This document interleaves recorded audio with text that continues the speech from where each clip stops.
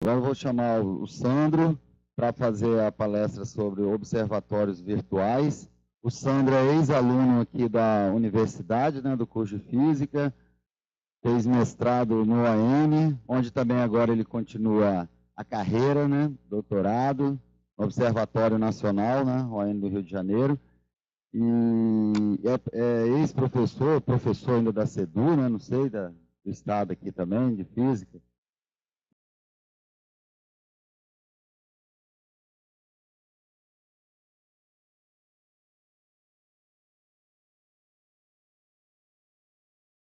E alguns programinhas. Eu acho que ele vai dar uma introdução do que vai ser da oficina à tarde, que ele vai aprofundar mais, né? Quem inscrever na oficina dele vai saber tudo sobre como trabalhar com os dados aí que existem na internet, né? O som, você entendeu?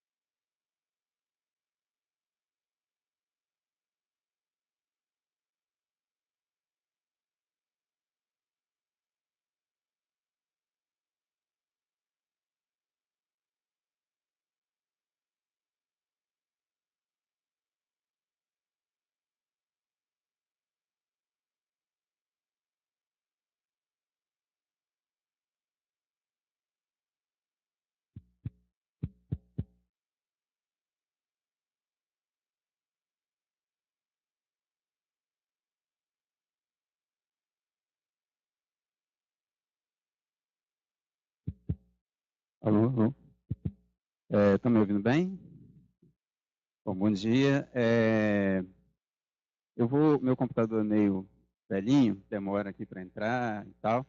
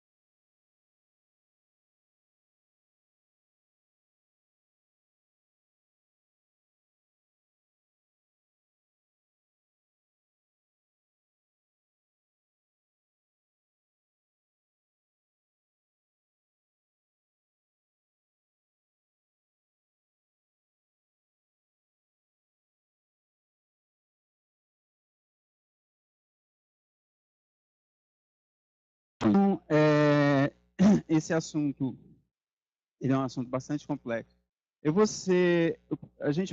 Nós poderíamos escolher várias formas de abordar esse tema. Eu escolhi a forma mais simples como uma maneira de introduzir o assunto.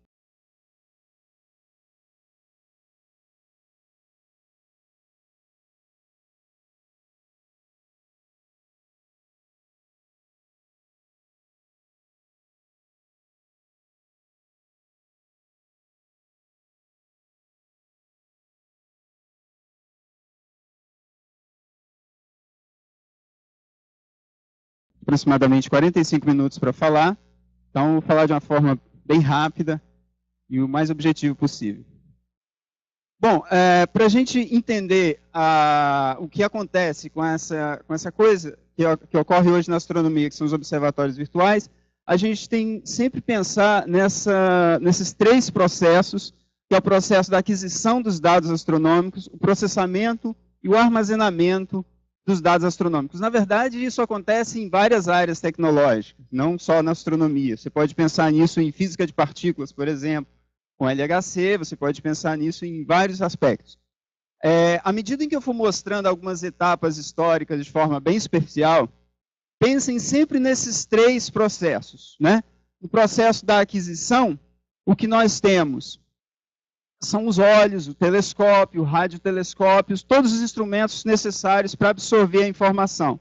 No processamento, nós temos o cérebro humano em algum momento, o computador em algum momento, às vezes as duas coisas juntas, às vezes separadas, mas onde é feito o processamento dessa informação.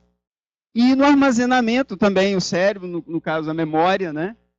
Desenhos, fotos, o HD, SSD, né? O chip de memória, e outras formas mais de armazenamento dessa informação astronômica. No que diz respeito à aquisição, a gente tem, essencialmente, toda a informação astronômica vem da luz. Mais especificamente, ou de forma mais ampla, na verdade, das ondas eletromagnéticas. É assim que nós interagimos, assim que o astrônomo interage com o mundo, através das ondas.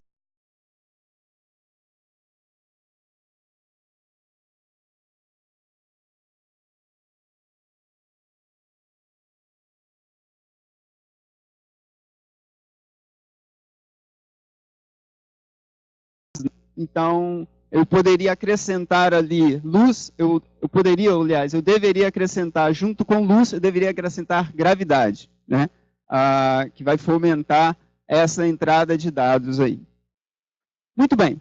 Então, nós vamos fazer um rápido passeio pela história, não tem um objetivo de ser muito preciso historicamente, só vou pontuar alguns momentos na história, destacando algumas fases em que esses três processos acontecem, né? Na pré-história, a gente já tem registros astronômicos muito rudimentares, temos o nascimento da agricultura, aproximadamente 8, 10 mil anos antes de Cristo, e nós temos o nascimento rudimentar da aritmética. Esses dois ossinhos aí famosos foram encontrados neles risquinhos, destacando provavelmente o processo de contagem. A gente sabe que não foram feitos por animais, porque alguns desses ossinhos têm o mesmo número de risquinhos do outro lado, e às vezes separado em porções, mostrando que é um clássico processo de contagem. Então ali já nasce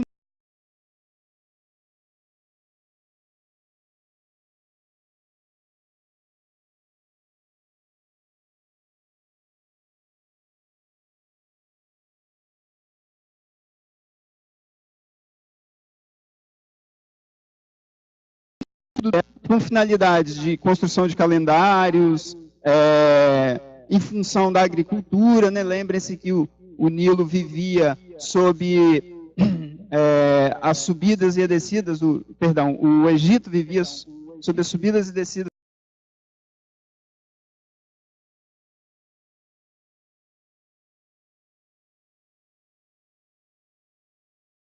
uma tecnologia astronômica, uma tecnologia de cálculo, né?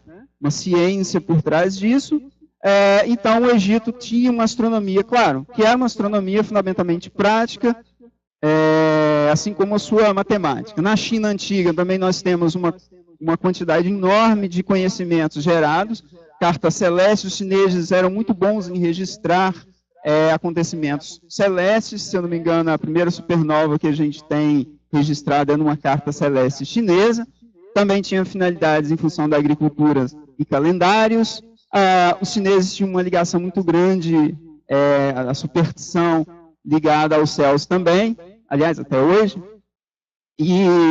Mas o marcante ali é essa coisa do registro preciso dos chineses, que nos deu muitas informações interessantes. A Grécia, né, dispensa apresentação, tem uma quantidade absurda de conhecimentos novos, principalmente por causa da geometrização, do uso da geometria no cálculo de uma série de fenômenos astronômicos.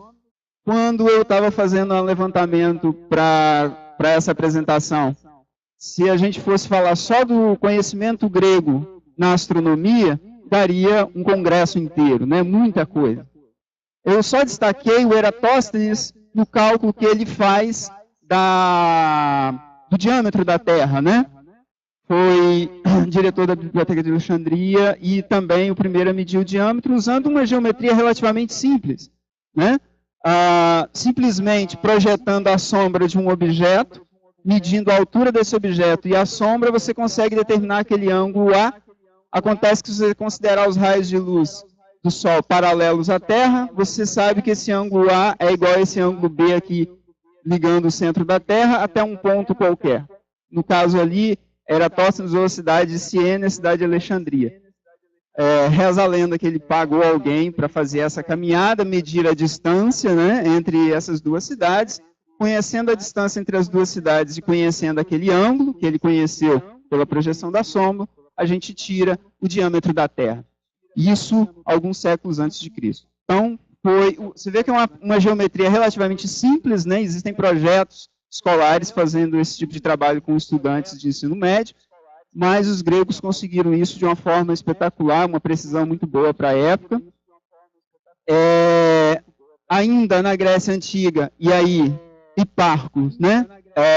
Construiu o Observatório de Rhodes, um catálogo estelar de 850 estrelas, gostaria que vocês guardassem na memória esse valor. O catálogo definiu o sistema de magnitudes que é usado até hoje, né? Claro, hoje em dia é aperfeiçoado, mas as estrelas mais brilhantes foram chamadas de primeira magnitude, as segundas mais brilhantes, segunda magnitude, até a sexta magnitude.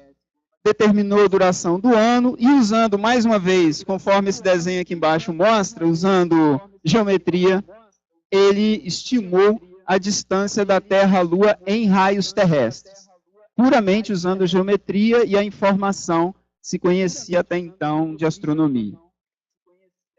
E Ptolomeu, pouco mais adiante, compilou 13 volumes do conhecimento astronômico que os gregos tinham até então, fazendo uma excelente compilação, representando o sistema solar geometricamente, mostrando órbitas e explicando algumas variações, né, no movimento dos astros através de ciclos, epiciclos, deferentes e tudo mais.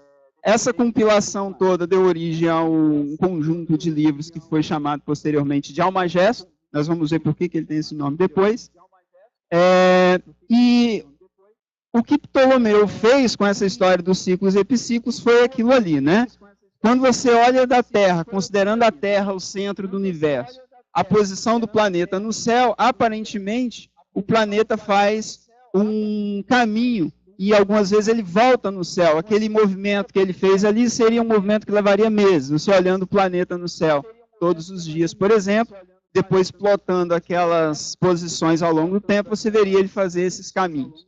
Então, o Ptolomeu explicou isso usando aquela ideia, né? A bolinha maior no centro seria a Terra, a Terra, a outra seria o planeta, e aí você poderia explicar o planeta girando em torno de um círculo imaginário, que seria os deferentes, né? Muito bem. Passando toda a Grécia Antiga, quando nós tivemos a Biblioteca de Alexandria, que era considerado uma espécie de um museu e praticamente congregava todo o conhecimento da época, já estávamos no declínio do império, da civilização grega, e infelizmente a biblioteca foi destruída. Todo aquele conhecimento praticamente se perdeu, e só não foi completamente perdido porque foi mantido e ampliado pelos árabes, né? Já estávamos vivendo a época da expansão árabe, os árabes recuperaram, compilaram para o árabe e posteriormente aperfeiçoaram diversos estudos gregos, né? E na Idade Média fez-se um pouco de astronomia, sim, alguma coisa ligada, por exemplo, ao cálculo da Páscoa, alguma coisa ligada a relógios de água e tudo mais, mas muito pouco.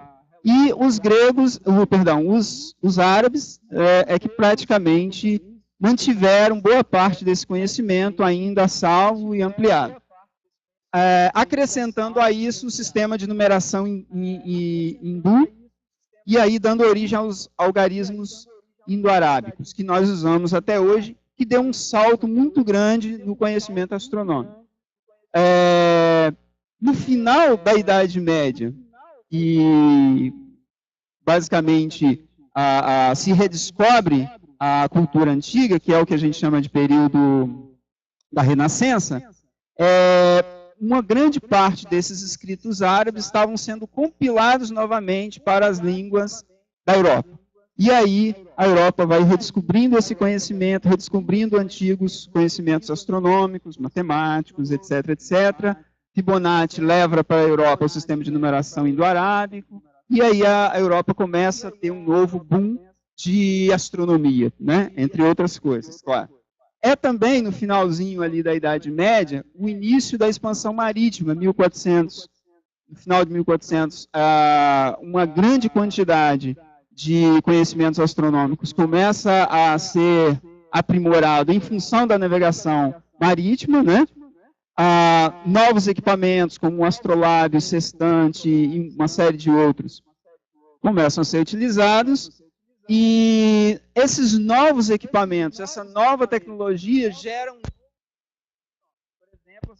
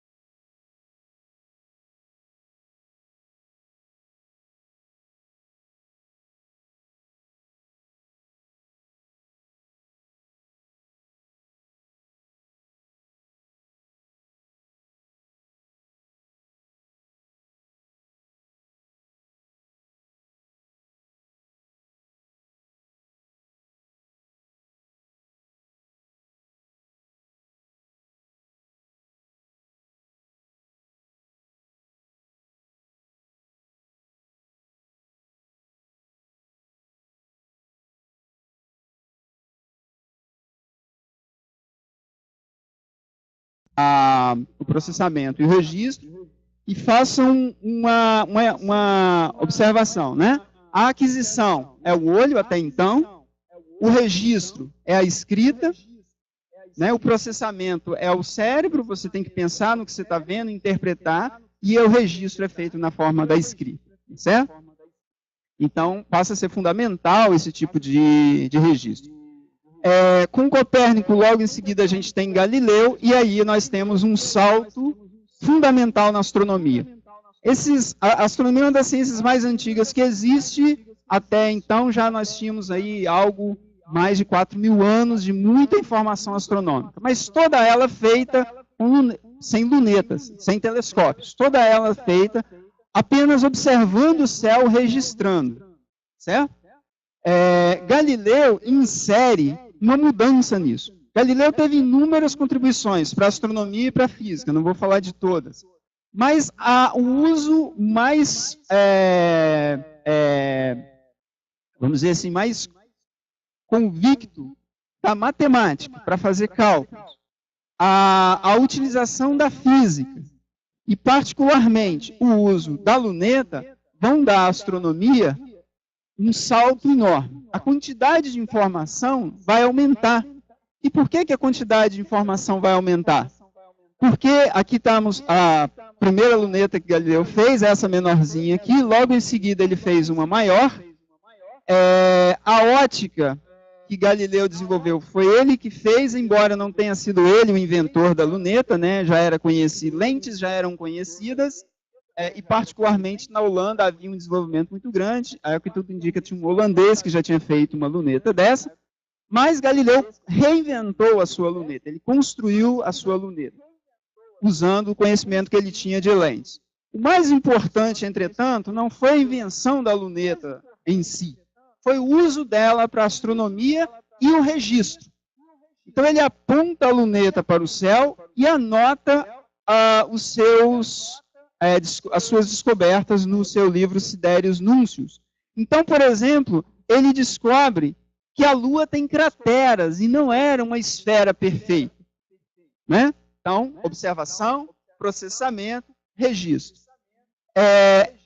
Isso atacava uma ideia da época de que os corpos celestes eram perfeitos, que os corpos celestes eram esferas de cristal.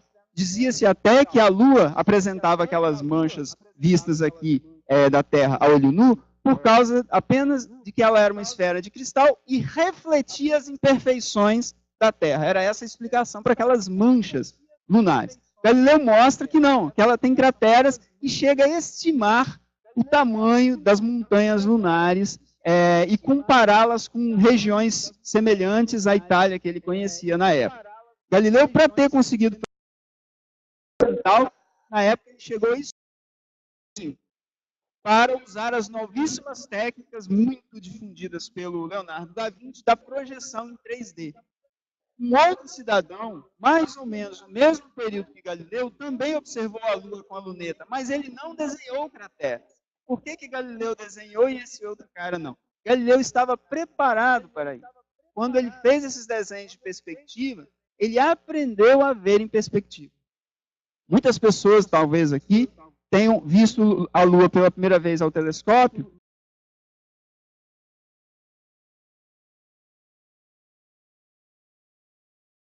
É comum as crianças, os planetários e observatórios verem isso, porque ainda não estão acostumados com a ideia da perspectiva. Então Galileu viu, entendeu que aquilo eram crateras e fez os desenhos. Ele também registrou as fases do planeta Vênus ali embaixo.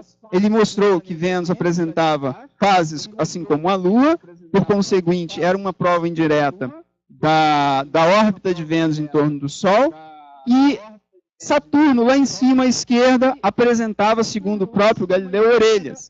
Ele não conseguiu, a resolução da luneta dele não era suficiente para mostrar que era um anel, então ele escreveu como se fossem orelhas. Obviamente que ele não acreditou que o Saturno tivesse orelhas, mas ele mostrou uma estrutura diferente. E também registrou manchas no Sol. Essas manchas, qualquer um de nós aqui com um simples telescópio pode observar. Ele fez esse registro e, por fim, aqui, mostrou que Júpiter apresentava satélites naturais, as luas de Júpiter, que hoje são conhecidos como galileanas. Reparem que ele faz um registro cuidadoso sobre a posição de cada um desses objetos, certo? Então, isso aí marca uma coisa fundamental. Era a primeira vez que alguma coisa girava em torno de um outro objeto que não a Terra, e estava sendo observado. Como o Paulo citou agora há pouco, muitas pessoas olhavam na luneta do Galileu e não acreditavam no que estavam vendo. Porque, é o que eu falei anteriormente, muda tudo, muda a tecnologia, muda a história, muda a matemática, muda... A última coisa que muda na sociedade é a mentalidade. É uma coisa que a gente tem observado ao longo da história da humanidade. Então as pessoas não estavam preparadas, mas Galileu estava lá fazendo o seu registro. Posteriormente a Galileu, nós temos os avanços feitos por Tycho Brahe e Kepler. O Tycho Brahe era um excelente observador, tinha equipamentos fantásticos e foi o último grande astrônomo a fazer observações astronômicas sem telescópios. Embora eu tenha colocado ele depois de Galileu, mas na verdade boa parte dessas observações dele são anteriores a Galileu, e o Tycho Brahe fez todas aquelas observações sem telescópio. As observações dele tinham uma precisão fantástica. O Johannes Kepler foi trabalhar com ele, não era essencialmente um observador, mas era alguém que conhecia profundamente matemática. Somente depois que o Tycho Brahe morreu, é que o Kepler herdou todo aquele material, todos aqueles cálculos, aquelas medidas precisas que o Tycho Brahe havia feito para, por exemplo, entre as várias coisas que o Kepler fez, determinar a órbita de Marte e verificar que o planeta Marte, aqui mostrando em 3 sistemas, lá em cima o copernicano, no meio o sistema ptolomaico e embaixo o sistema do Tycho Brahe, que Tycho Brahe não era um geocentrista como Ptolomeu, mas também não era um heliocentrista. Ele tinha um modelo intermediário em que todos os planetas giravam em torno do Sol, mas o Sol girava em torno da Terra, certo? Então, Tycho Brahe tinha essa postura.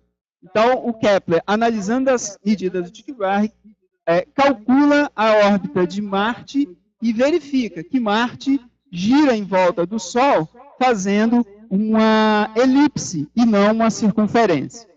A característica da elipse é que esse vetorzinho aqui, né, que liga o planeta até o centro, até um dos focos da elipse, varre áreas iguais em tempos iguais. Para isso, ele tem que girar lá na outra extremidade de forma mais lenta do que quando ele está passando próximo, né? Muito bem. Isso foi um avanço fantástico, porque a circunferência também era tida como uma estrutura perfeita, etc, etc. Mas logo em seguida, passando por Kepler, Galileu, Copérnico, nós temos a Idade Moderna, Isaac Newton. Isaac Newton fez muitas coisas, também não dá para numerar aqui, seriam necessários vários seminários para falar de tudo que Isaac Newton fez, mas focando apenas naquilo que nós estávamos, do nosso interesse, ele aperfeiçoou o telescópio. O que Galileu fez foi um telescópio refrator, também conhecido como luneta. Ele usa lentes e a luz passa por essas lentes e ele traz imagens que estão distantes para próximo da gente, e uma segunda lente, que a gente chama de ocular, amplifica aquela imagem que foi trazida. Isso é a luneta, essencialmente. O que o Isaac Newton fez foi, ao invés de utilizar uma lente primária para coletar a luz, ele usava um espelho que fica no fundo daquele objeto ali. Aqui nós temos um esquema. Então, isso aqui é um espelho. A luz entra pelo tubo, é convergida nesse espelho e é remetida para um segundo espelho ali, um espelho secundário, e desviada para o lado, que é aquela bolinha ali. Tá certo? Ali, não dá minha mão, não vai até lá em cima. Que é aquela bolinha ali do lado da luneta, mostrando onde é que a gente fazia a observação. É por isso que nas lunetas, as crianças no observatório nunca entendem porque que a gente olha do lado, né? É por isso que é olhado do lado. Qual a grande vantagem desse instrumento em relação ao do Galileu? O tamanho. Existe um limite, é muito mais difícil construir lentes do que espelhos. E a abertura, então, ali do telescópio refletor, porque usa reflexão para captar a luz, é muito maior, então a quantidade de informação é maior. Olha o que eu acabei de dizer, quantidade de informação, né? Essa palavra vai ser muito importante depois. Newton também, além de ter ampliado a parte óptica, inaugura posteriormente o que nós vamos conhecer como espectroscopia.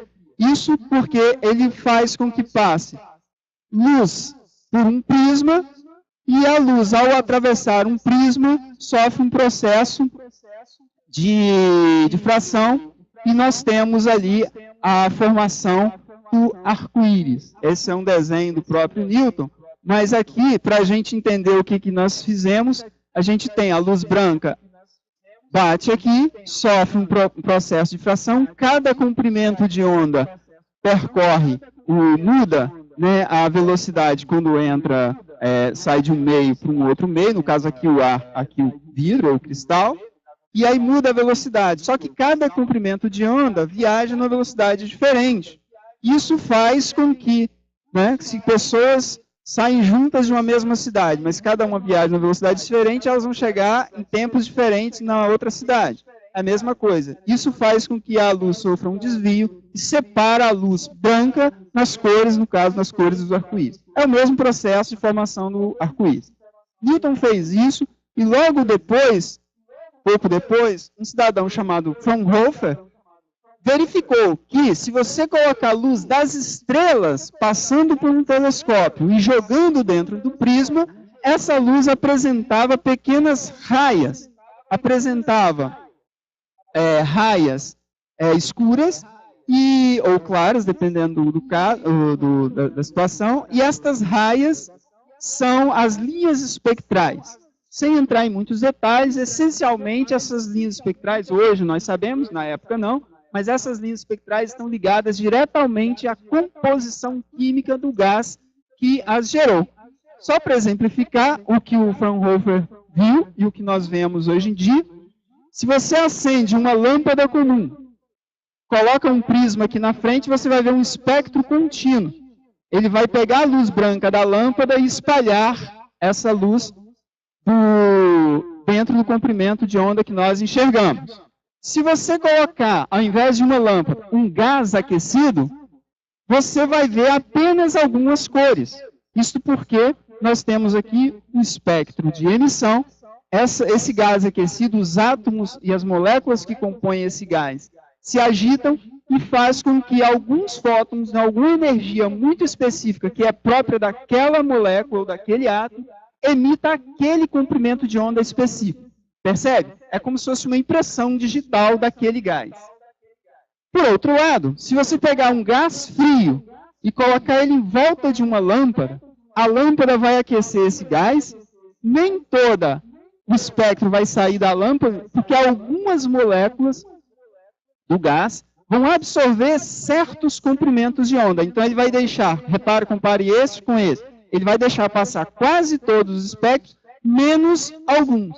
Ou seja, isso vai me dar a identidade do gás que está em volta da lâmpada. Então, isso me dá a identidade do gás quente, eu sei que o gás aqui é quente, e aqui me dá a identidade do gás frio que está em volta de uma fonte quente. Isso virá posteriormente a transformar completamente a astronomia. É a primeira vez que nós temos, então, um mecanismo de saber como é feito, ou do que é feito, o gás das estrelas, que compõem as estrelas, as nebulosas e os planetas. Até hoje tem gente que não acredita nisso, porque parece mágico, mas se você estuda um pouco de física moderna, você entende isso aqui facilmente, a gente faz isso em laboratório. E aí o que a gente faz é, considerando que o gás que tem no meu laboratório é igual ao gás que tem naquela estrela, eu descubro do que é feita a estrela. Ora, isso nos dá, posteriormente, a possibilidade de, além de saber do que é feita a estrela, do que é feito aquele planeta, nós podemos também, usando o que eu conheço de laboratório, e usando uma coisa chamada efeito Doppler, saber se a estrela está se afastando de nós ou se está aproximando-se de nós, verificando que as linhas medidas do laboratório ficam deslocadas em relação ao espectro de fundo aqui. Eu chamo isso aqui de redshift, isso aqui chamo de blue shift, né? Um desvio para o vermelho, desvio para o azul. Se eu visse um espectro de uma estrela, verificasse que a linha do sódio, hidrogênio, oxigênio está deslocada para o azul, eu sei que a estrela aproxima-se de nós. Se eu vejo que essas mesmas linhas espectrais estão deslocadas para o vermelho, eu sei que a estrela se afasta. É assim que nós sabemos que o universo está em expansão. E é assim que nós sabemos que as estrelas se movem. Portanto, não é mágica, né? É conhecimento. Agora, volta aqueles 3 processos: aquisição, processamento e registro. Vocês podem ver que nós aumentamos em muito o número da nossa informação de entrada e o nosso processamento. Os séculos 18 e 19 são ricamente preenchidos, eu não vou citar todos aqui, com várias lunetas de tamanhos muito grandes e grandes telescópios refletores. A quantidade de dados é absurdamente grande. Aquele cidadão lá, no primeiro tópico, né, Herschel, fez uma série de descobertas, foi um astrônomo muito profícuo. registrou uma série de estrelas, fez a descoberta do planeta Urano. Le Verrier, analisando as perturbações na órbita de Urano, descobriu o planeta Netuno. Foram descobertos asteroides. Esse Flamsteed fez um catálogo com 3.000 estrelas. Então, nós já saímos daquelas 350 estrelas lá atrás de Parco para cair ali nas 3.000 estrelas, né, do Flamsteed. O Charles Messier faz um catálogo só com objetos nebulosos que não são estrelas, e assim vai aumentando enormemente o número de objetos, sendo que aqui ó, o Dreyer fez um catálogo chamado Catálogo Geral de Nebulosas, o NGC, com mais de 7.000 estrelas. Então, foi aumentando muito o nosso número de dados. O século XIX é marcado pela invenção da fotografia. Repare, a câmera escura, que é a base da ideia da máquina fotográfica, já existia há muito tempo. E desde a época de Da Vinci e outros, era já usada para ajudar a fazer pinturas. Aqui, por exemplo, nós podemos ver uma aplicação da câmera escura para você fazer um registro. A imagem é formada aqui, é refletida numa superfície aproximadamente opaca, e aí você faz um desenho. Mas o seu uso para fotografia foi feito por o Daguerre, e a máquina que ele criou era chamada daguerreotipo, né? Em que aqui nós podemos introduzir um sistema de registro. Esta é uma daquelas tecnologias que vai fazer a astronomia dar um novo salto, que agora a gente pode fazer um registro e isso fica bem interessante. Ali nós temos a primeira foto do Sol, feito numa máquina daquelas, num aparelho daquela. Essa é a primeira foto feita do espaço a partir de um foguete V2, logo depois do fim da Segunda Guerra Mundial.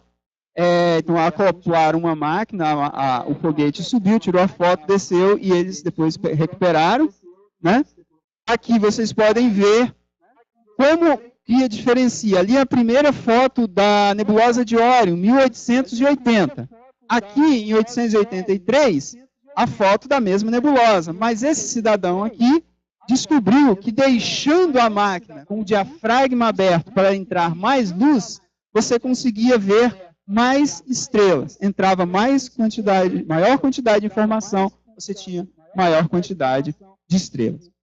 O século XX é marcado pela exploração espacial, pelo lançamento de sondas, pelo uso de radiotelescópios. Não se usava mais somente ondas eletromagnéticas no comprimento do visível, passou-se a utilizar também ondas de rádio, posteriormente ondas raio-x, e o telescópio espacial, né? Aqui a gente tem uma imagem da Mariner, que foi um conjunto de naves, as Mariners, que tinham o intuito de pesquisar os planetas Mercúrio, Vênus e Marte.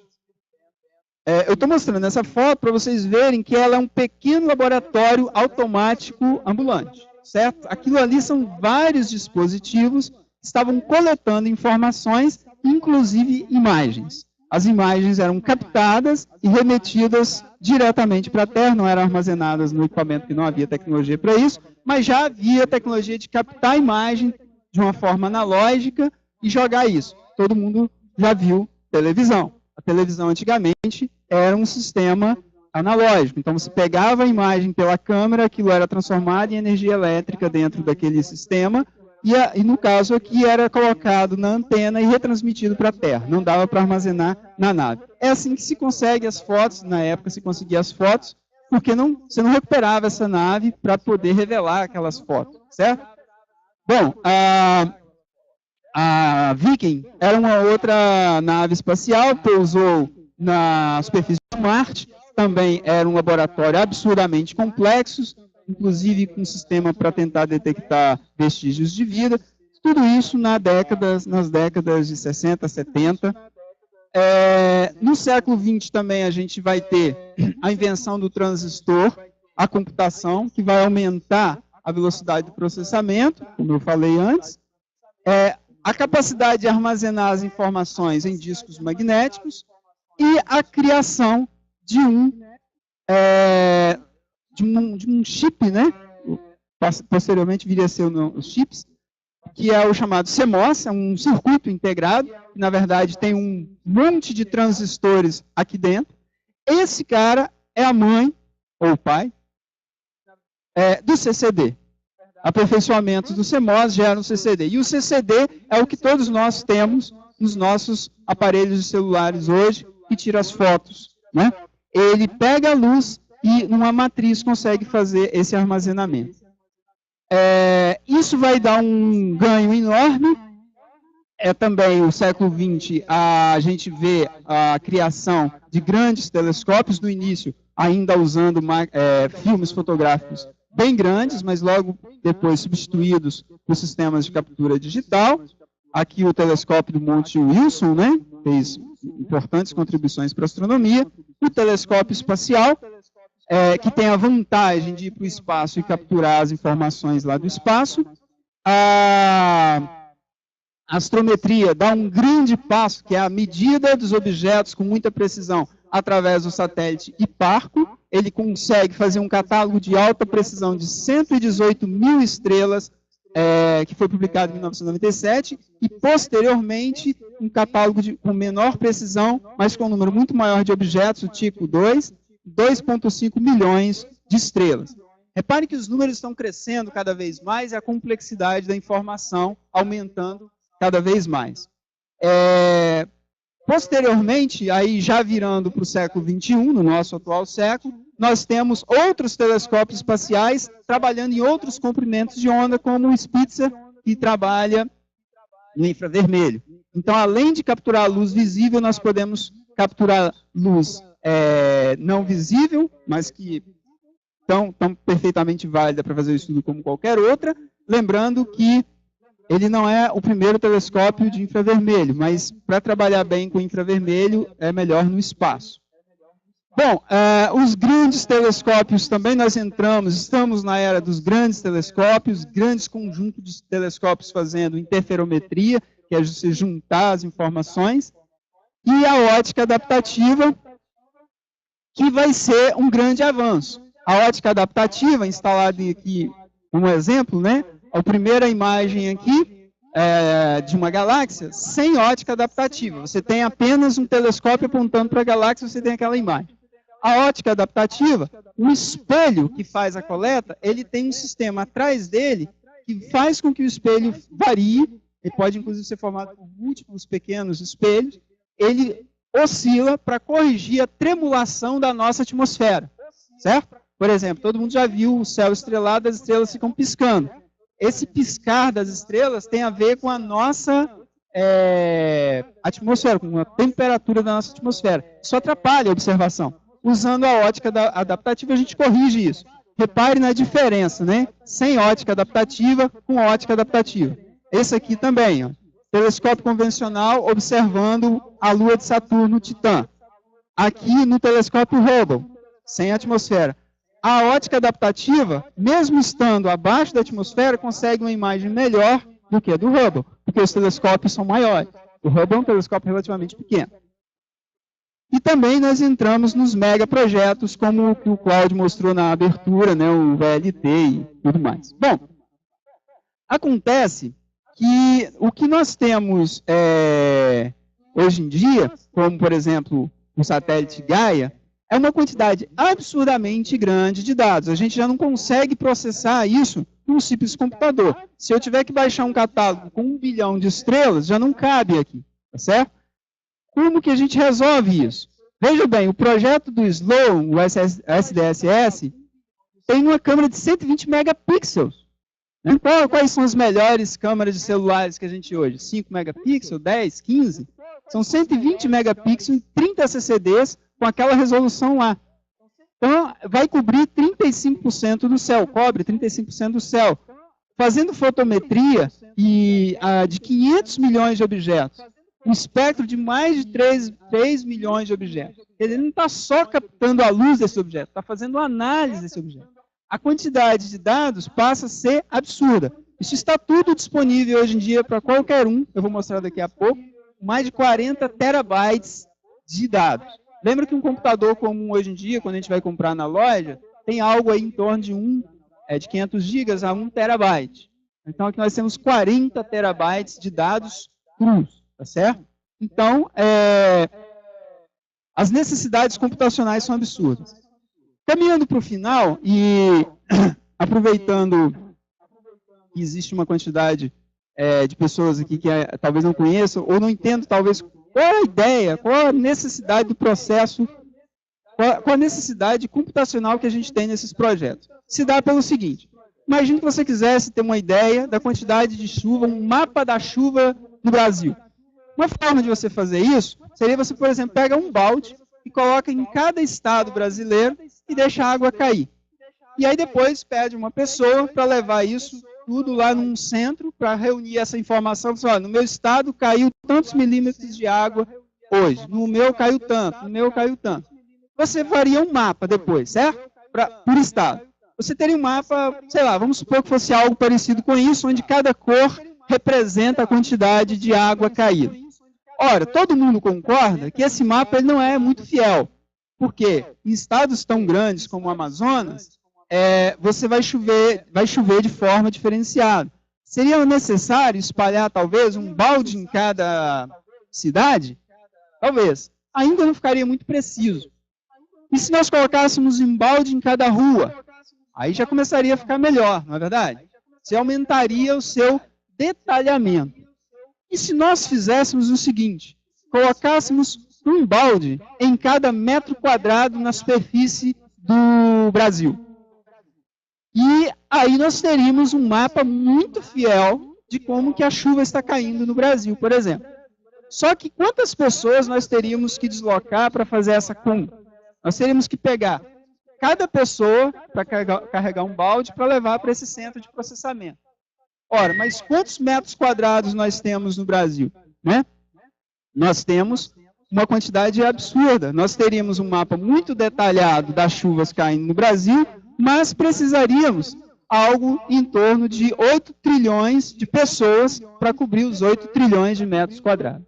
Certo? Os grandes telescópios, esses grandes, é a mesmíssima coisa. O tempo está esgotando. Parece que dá uma pergunta para o pessoal também. Já tá no final. Nós teríamos uma quantidade muito grande de luz entrando nesse CCD. O CCD ele é como uma matriz que eu desenhei aqui agora. Nessa matriz, ao invés de você contar água, gotas de água, baldes de água, você vai contar fótons. Mas a ideia é a mesma. Você precisa de um poder computacional muito grande para recolher toda essa informação e calcular isso. O mesmo problema vive, por exemplo, o LHC, quando vai fazer estudo de partículas. A quantidade é tão grande que não pode ser feita por um computador. E aí esse fluxo aqui de aquisição de dados, processamento, armazenamento, passa a ser bastante crucial. O trabalho que o astrônomo tinha, no princípio, aquele trabalho dele do uso da luneta solitário, ele está se transformando num trabalho colaborativo, essencialmente aberto, com tecnologias abertas, porque não dá para trabalhar fechado, e praticamente a maior parte dos astrônomos profissionais passa a maior parte do tempo na frente de um computador. Todo o conhecimento que a gente gera na astronomia, que antes era feito de forma estanque, os instrumentos, as publicações, as análises, os observatórios, se trabalhava de forma estanque, separada, no máximo transitando informação já pronta pela rede, mas ainda organizada e separada de maneira organizada de maneira separada, ela passa hoje em dia a ter a necessidade de ser trabalhada de forma conjunta.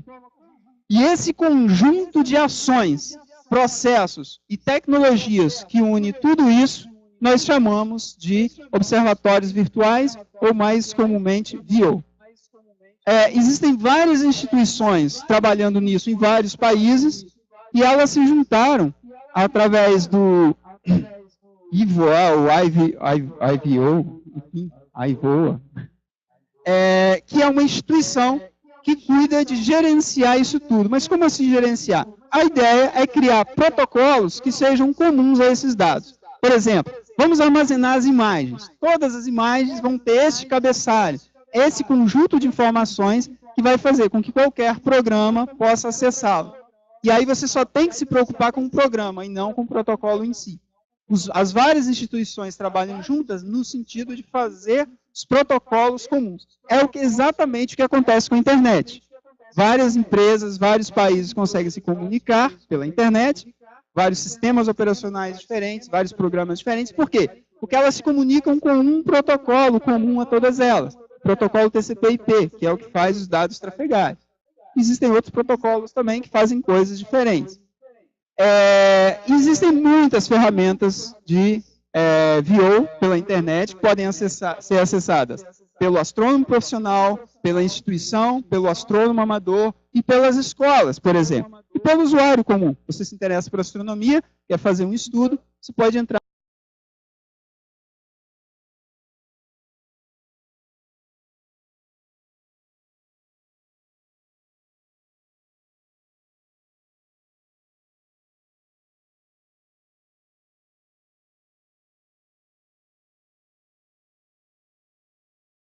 Acessa esses vários bancos de dados aqui, certo? O TUMES, o SDSS9, ele pega esses dados, você nem sequer precisa de baixar esses dados para o seu computador. Você pode analisá-los no próprio Aladdin. Você pode instalar o Aladdin na sua máquina ou usá-lo pela internet. Você também tem o Vizier, por exemplo, só para dar exemplo de um dos vários catálogos disponíveis, estão todos lá essas informações.